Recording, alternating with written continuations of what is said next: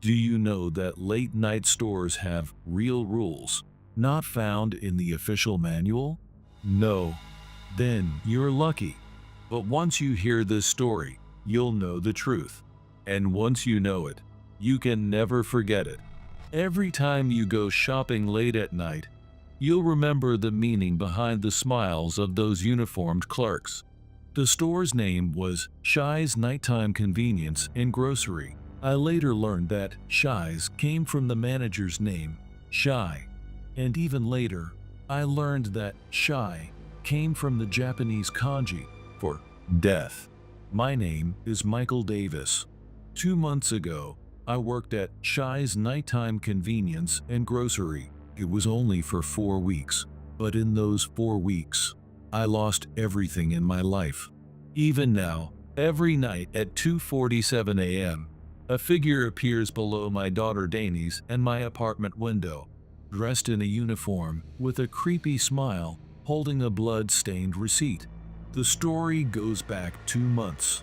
It all started with saving my daughter Dani's life. Dani was everything to me. A year after losing my wife, Sarah, in a car accident, my 8-year-old daughter was my only reason for living. Now, she needed life-saving treatment.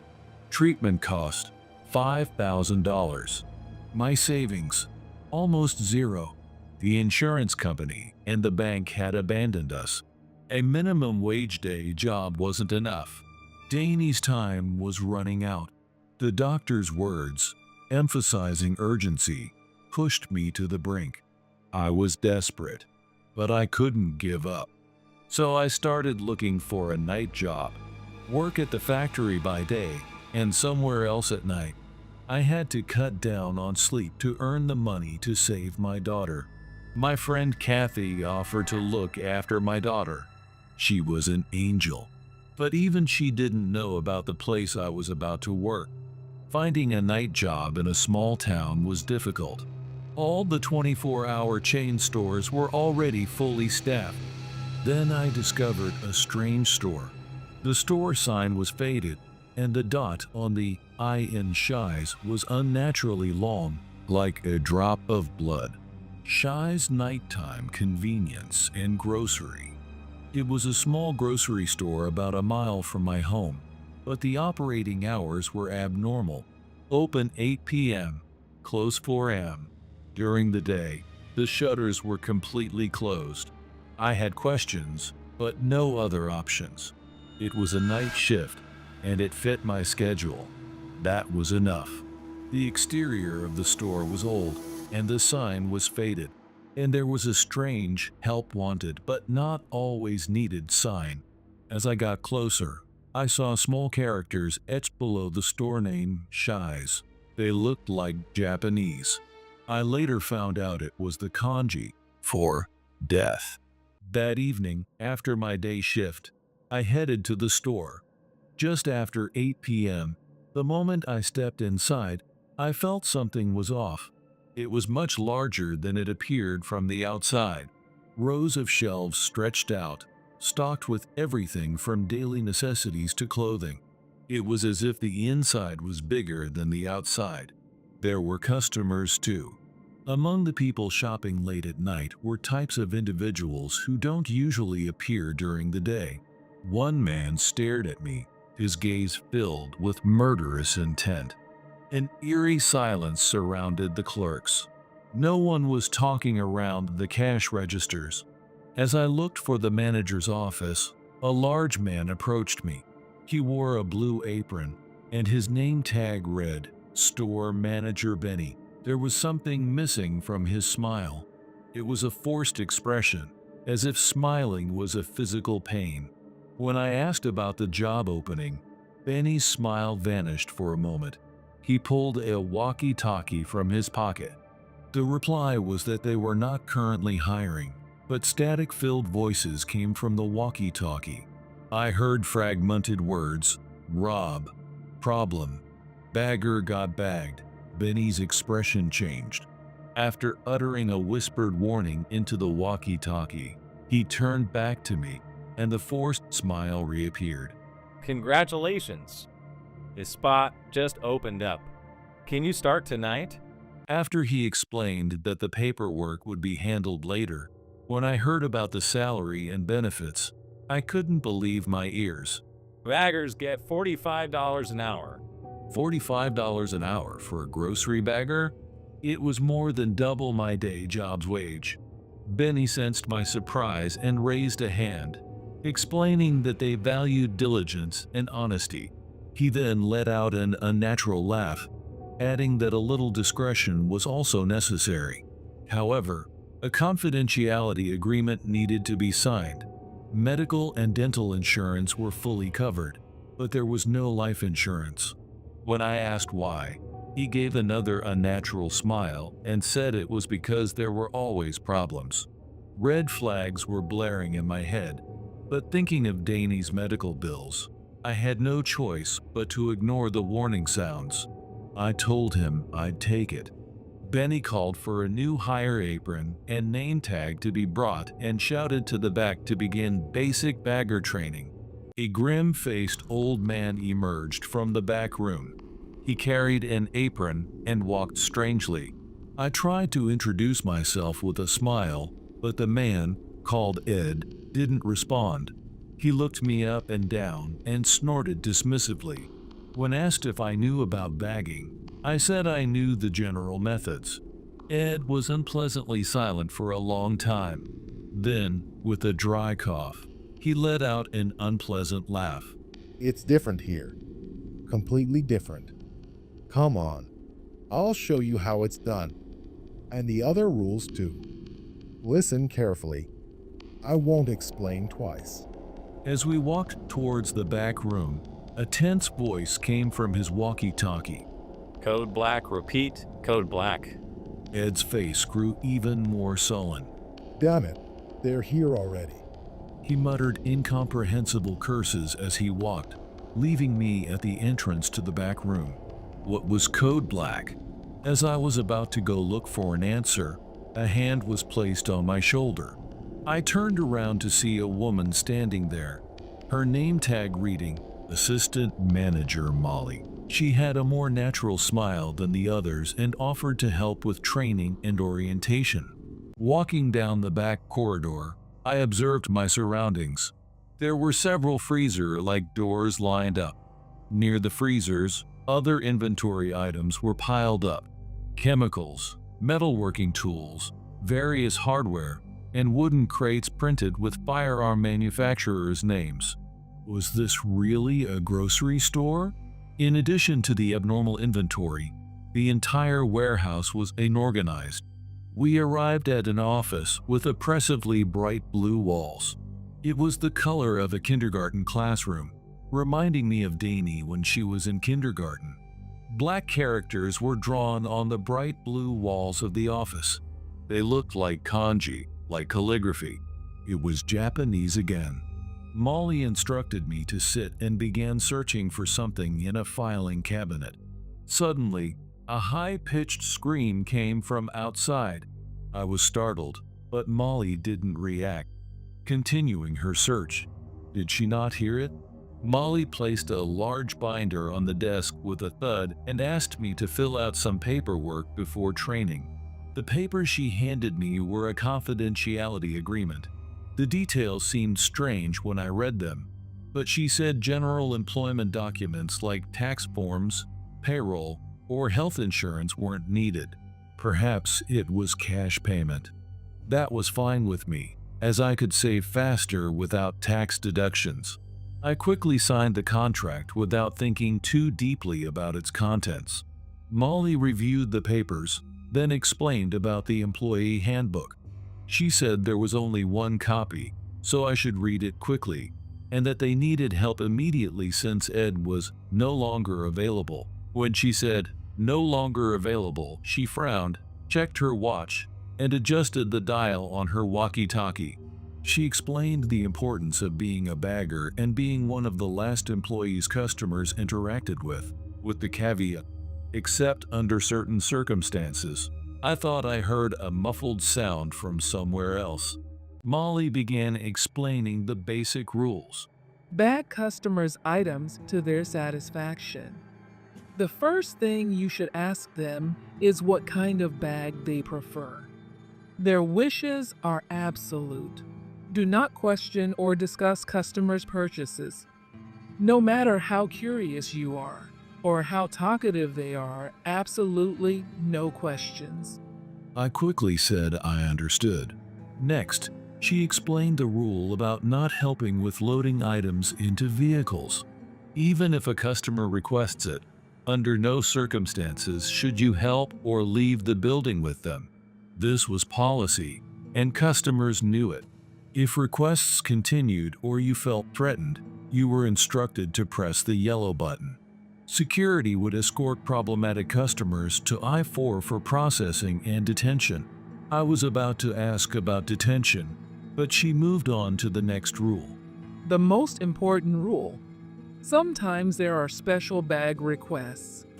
You'll know it when you hear it.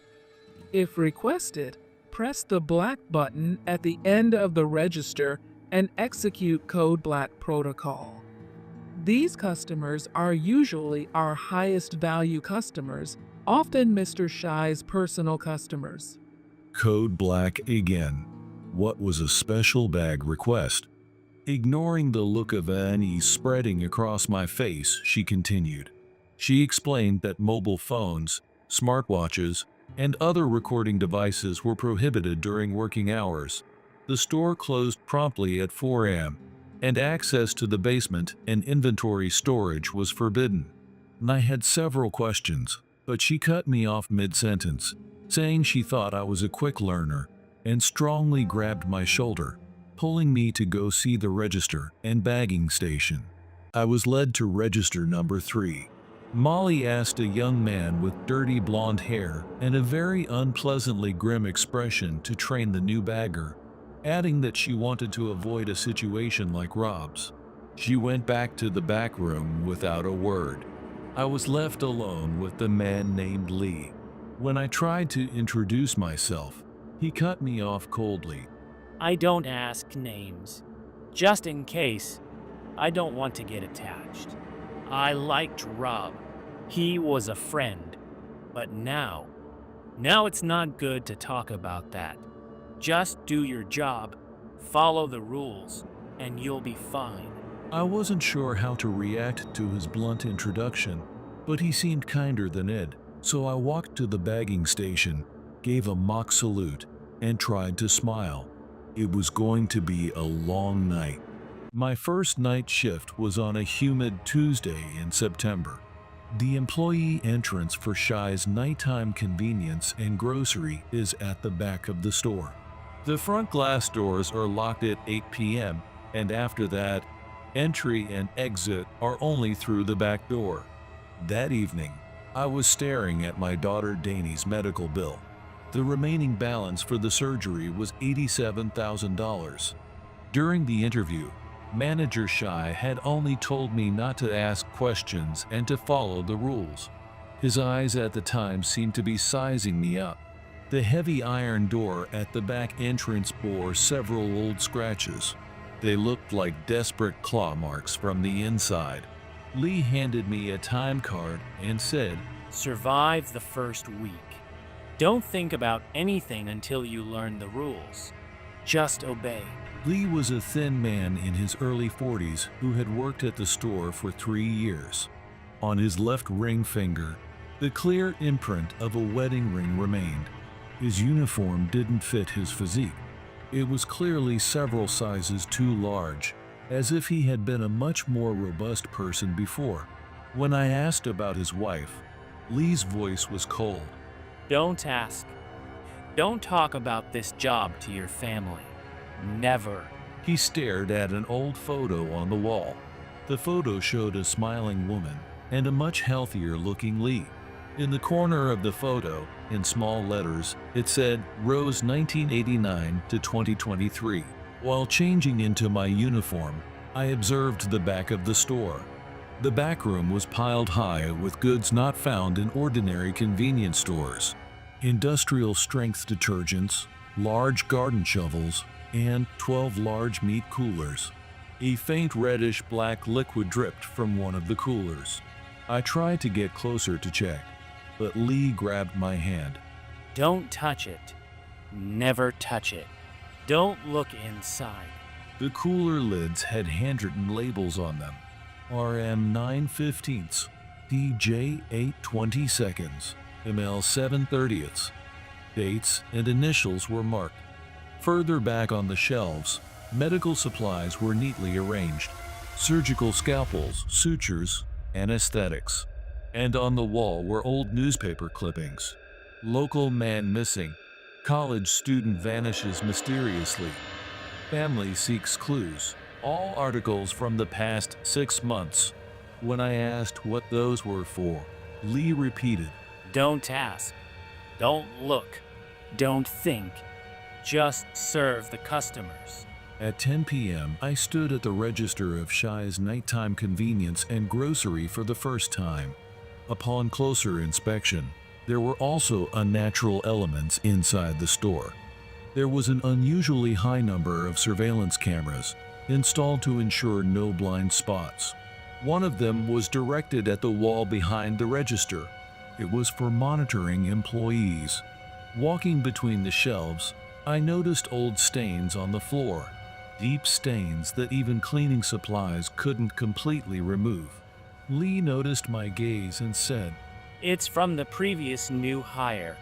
Don't worry about it. When I asked what kind of stain it was, Lee replied, Don't ask. The first customer appeared at 10:23 p.m.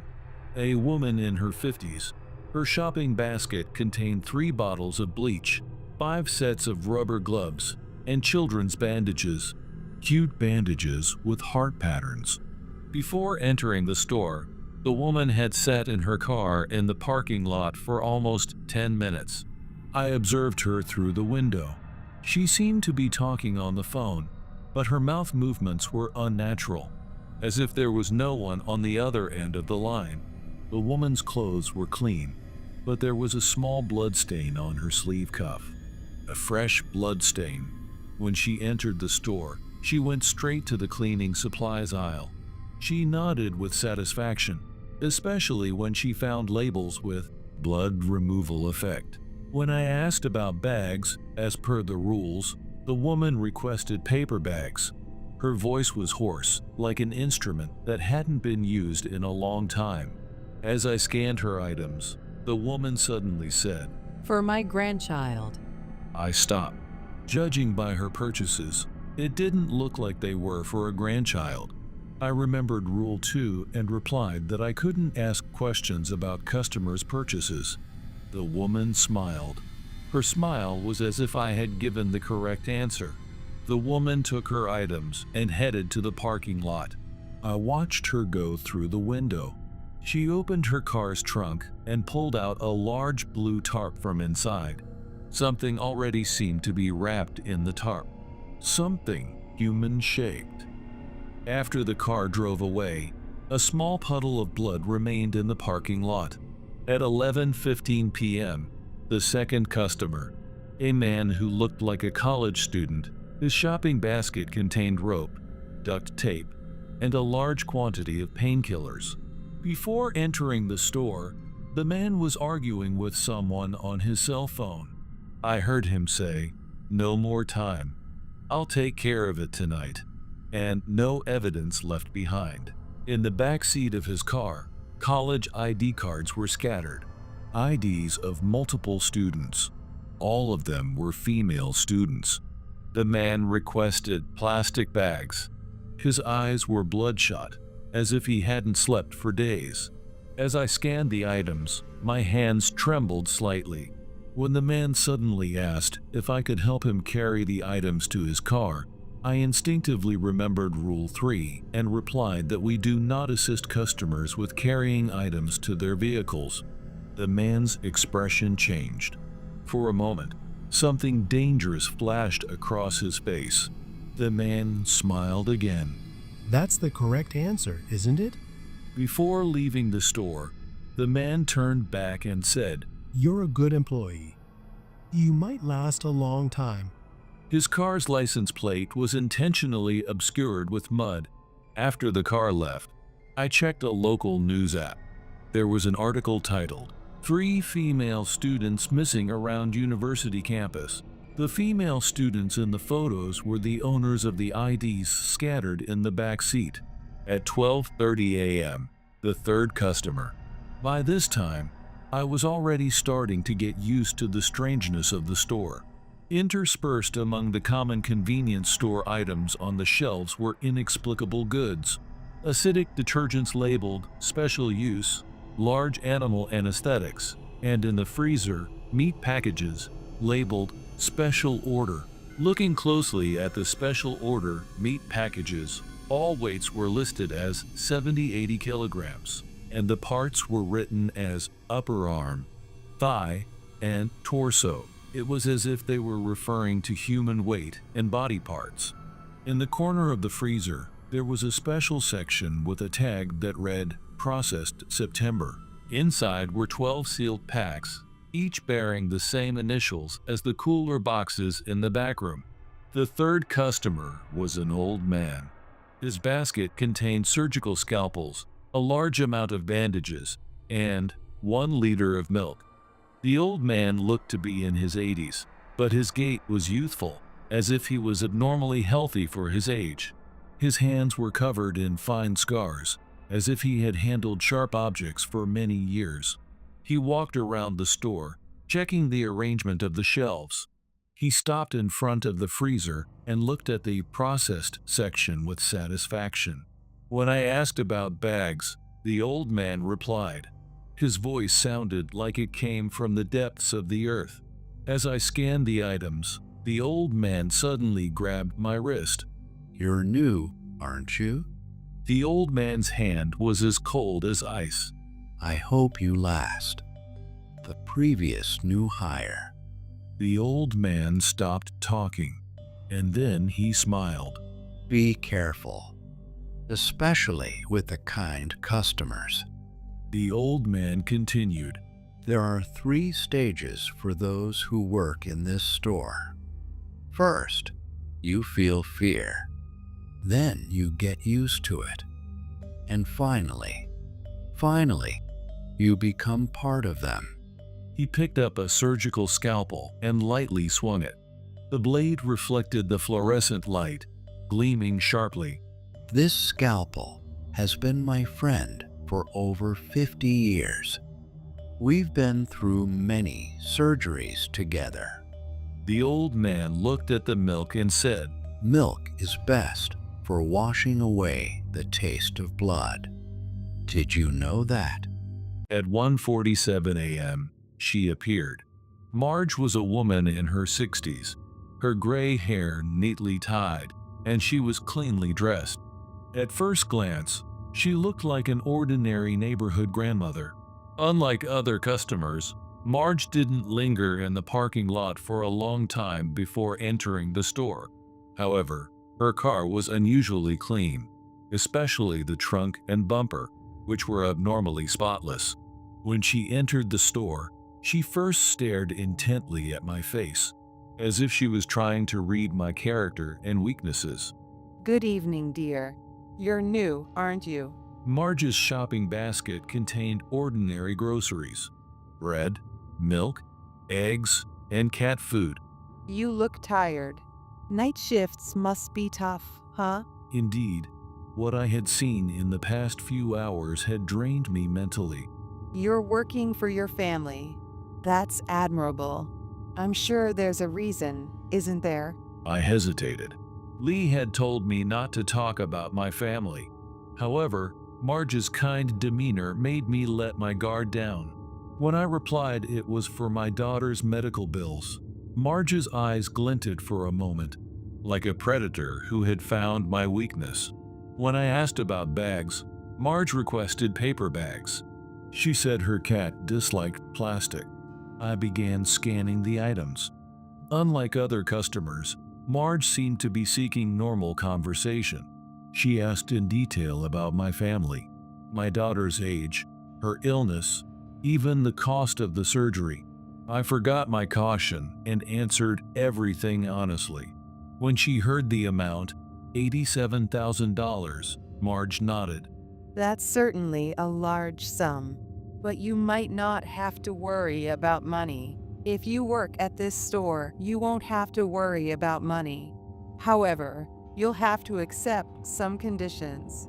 The conversation was natural and comfortable. Compared to the awkward silence with other customers, talking with Marge had a normal human warmth. Marge looked at a can of cat food and said, It's heavy, isn't it?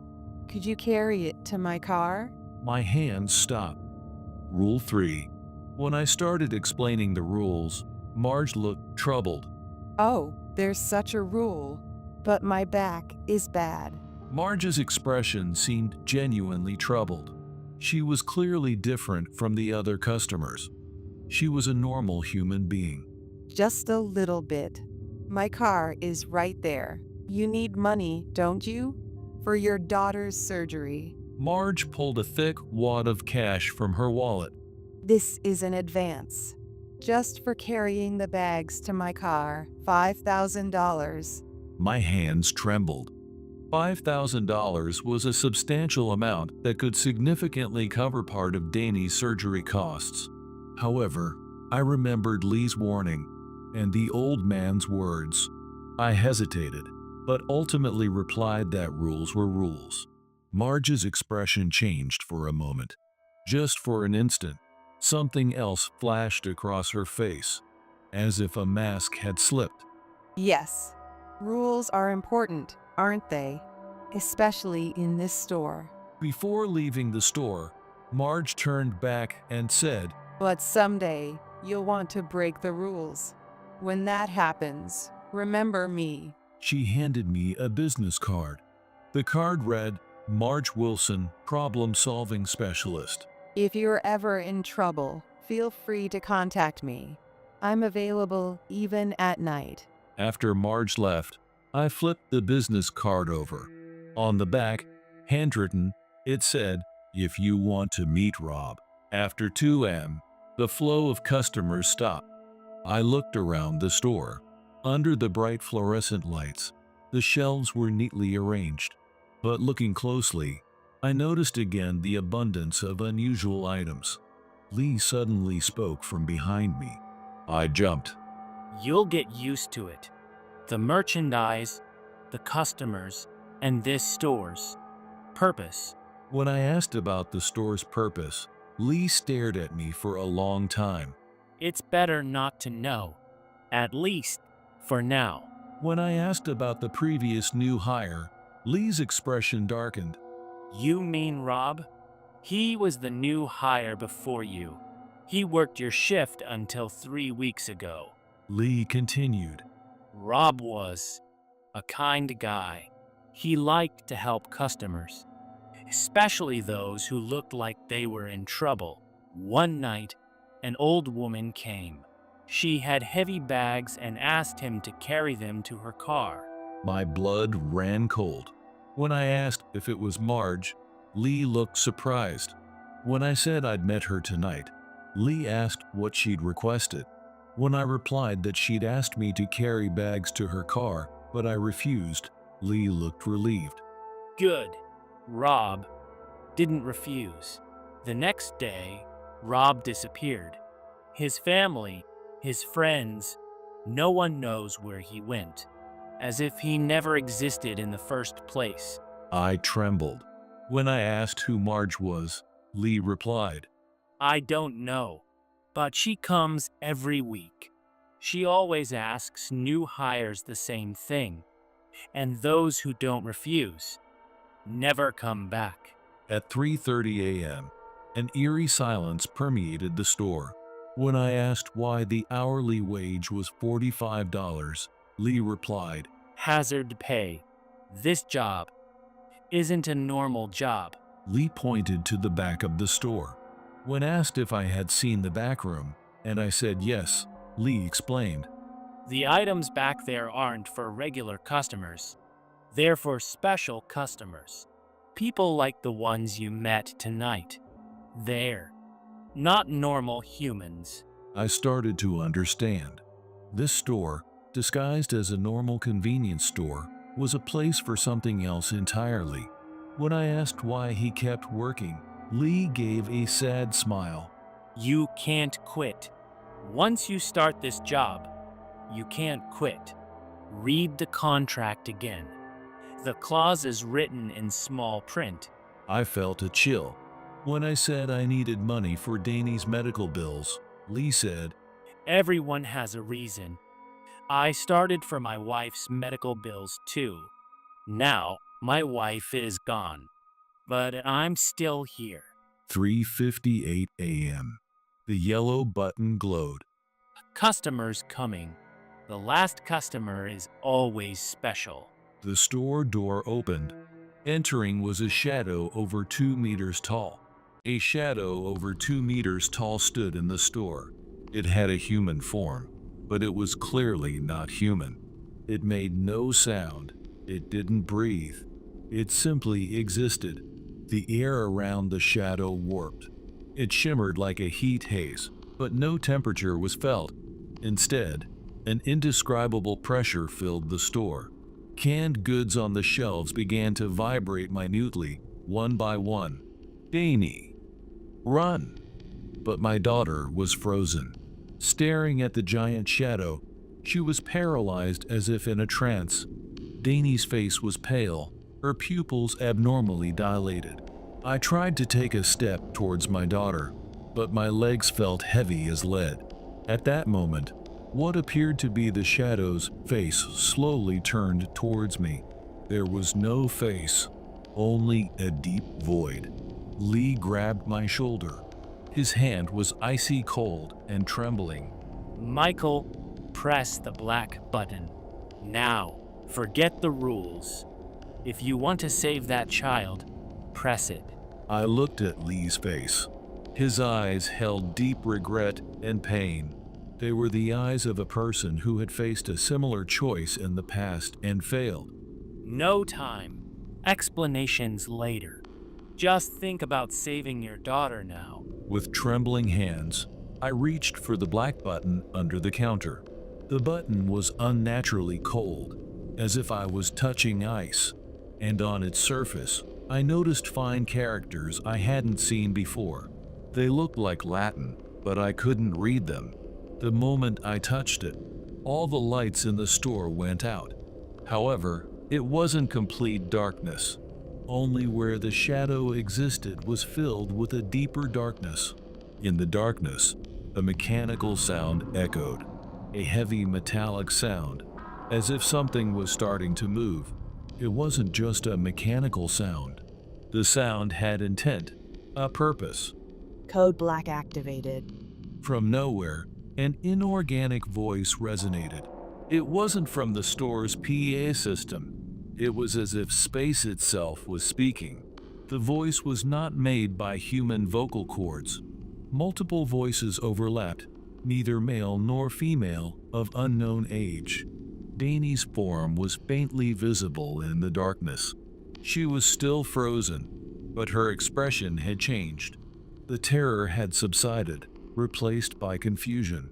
When the lights returned, the store had completely transformed. The shelves were gone, replaced by rows of metal cages. The cages were made of sterile stainless steel, like animal cages in a research facility. However, their size was clearly for humans. Inside the cages were humans, alive, but their eyes were vacant, sitting as if their souls had been drained. I moved closer to examine the cages. The people confined within were of various ages and genders. Young women, middle-aged men, elderly people, and even children. They all had similar expressions. Expressions of complete resignation. Expressions as if they had forgotten the concept of hope. Their clothing showed a mix of different eras. 1980s fashion, 2000s casual wear, and even recent attire. It was as if this place had been collecting people for many years. Welcome to the true store. I turned around to see Marge standing there, but her face was no longer human. Her skin seemed to melt and deform, revealing something else beneath. That something was attempting to mimic the structure of a human face, but it had completely failed. We are collectors. We collect special humans. Humans brave enough to break the rules. Her voice was like static-filled broadcasts from an old radio. Occasionally, fragments of other languages mixed in. Research. We are studying human emotions, especially reactions in extreme states. Despair, fear, love, and sacrifice. These emotions are very valuable data to us. I looked around at the people in the cages again. Some of them showed faint reactions. Some subtly lifted their faces when they heard our conversation. Some tried to reach out.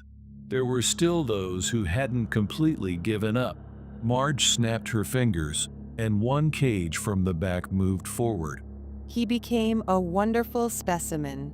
When he broke the fifth rule, his despair was of the highest quality. In the back of the cage, I saw a man in a familiar uniform sitting there. It was Rob. He was alive, but completely broken. His eyes were vacant, and his mouth was half open. Rob. It's me, Michael. Rob slowly lifted his head. For a moment, a flicker of recognition appeared in his eyes, and then his mouth moved. Run. Obey the rules. After that, Rob returned to his vacant expression, as if that momentary consciousness was the last strength he had left.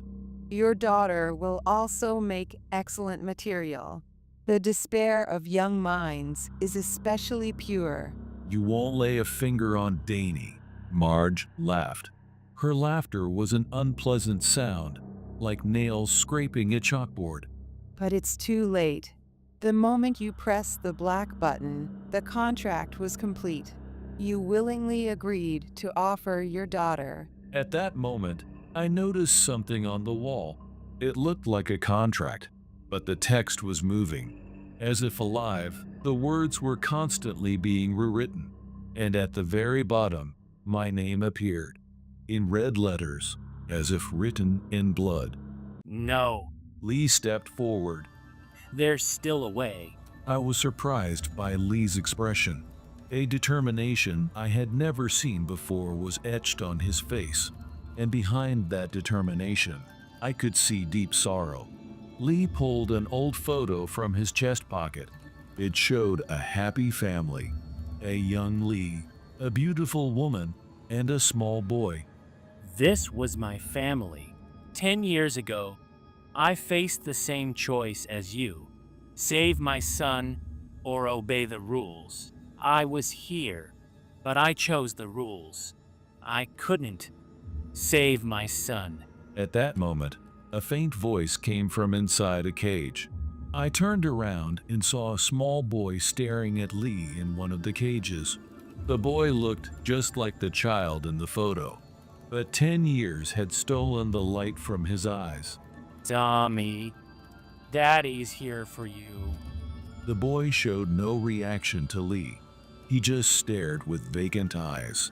That's why I've been working here for the past 10 years, searching for a way to get my son back. If someone stays in their place, that person can be freed.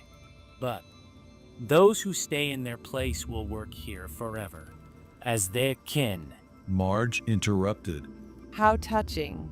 But that's not the only cost. Those who stay will gradually lose their humanity. Eventually, they will become like us. I trembled. Sacrifice Lee to save Danny, or... But that's the only way. I've waited for this moment for a long time. Rather than continue to bear the guilt of not saving my son, I no longer have a family. But you have a daughter. The choice is clear. I looked at Danny. My daughter was still confused, but she seemed to be gradually understanding the situation. The fear was returning to her eyes. No, there's a third option. I grabbed a bottle of kerosene from the counter. The bottle was there for some reason, as if it had been prepared for this very moment. I'll burn this place down. Burn everything and free everyone. Marge's expression changed. For the first time, agitation appeared on her face. Don't be a fool. Even if you destroy this building, we'll just move somewhere else. But at least the people here now can be saved. I began to pour kerosene on the floor. At that moment, a faint light seemed to return to the eyes of the people in the cages, as if they had remembered the emotion of hope. Rob stood up. Michael, thank you. The other people in the cages also gradually began to react, as if they were waking up from a long nightmare. Stop. Marge screamed. Her voice was no longer human. It was a sound like the combined screams of multiple creatures. I pulled out a match. My hand trembled, but my resolve was firm. Danny Lee, head for the exit. The moment the flames rose, everything changed. The entire building shook, screaming like a living creature. The cages vanished in an instant, and the people were free, including Rob. They were confused, but they were definitely regaining their humanity.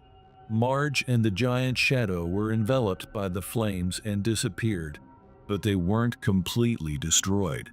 I know, their final screams contained a threat, words that meant, "This isn't over." The flames consumed the building, but for some reason, they didn't harm us, as if the fire was avoiding us. And just before the building completely collapsed, we were able to evacuate outside. Danny was safe, but we paid a price. Lee was gone. When the flames subsided, he was nowhere to be found. Only his name tag remained in the center of the ruined building, and new words were etched there. Rule 8. Break all rules for the one you love. As I picked up the name tag, I heard a faint voice. It was Lee's voice. Thank you, Michael. My son. Please take care of him. I turned around to see a small boy standing there. It was Tommy. The light had finally returned to his eyes, and he looked at me and smiled for the first time. Mister, where's my dad? I knelt down and put my hand on Tommy's shoulder. Your dad loved you, and he did something very brave to set you free. Tommy didn't seem to understand, but perhaps he sensed something as he nodded quietly. The rescued people were taken away by ambulance. However, they remembered nothing, neither us nor that night. That was probably fortunate for them. But Danny, Tommy, and I remember everything about that night. It's up to you whether you believe this story. There are rules not found in the official manual, and those who learn these rules can no longer live a normal life. However, that's not necessarily a bad thing, because you've been given the opportunity to save others. I observed the store's atmosphere, look at the employees' expressions, and most importantly, check Tommy's reaction, because I know, somewhere, a new store is opening. New employees are being hired, and new rules are being made. And the people working there don't know the rules yet, but there is also hope. As Rule 8 shows, love is the strongest weapon. And even if you can't fight alone, possibilities expand when you have comrades. People like us exist all over the world. People who have worked in special stores. They all share the same mission. If you are reading this story, it means you also know the rules. Do not forget. Knowing this, you are no longer a normal customer. But don't be afraid, because you are not alone. We are here, and when needed, we are ready to invoke Rule 8. Be careful and be brave. They might find you, but we will find you too.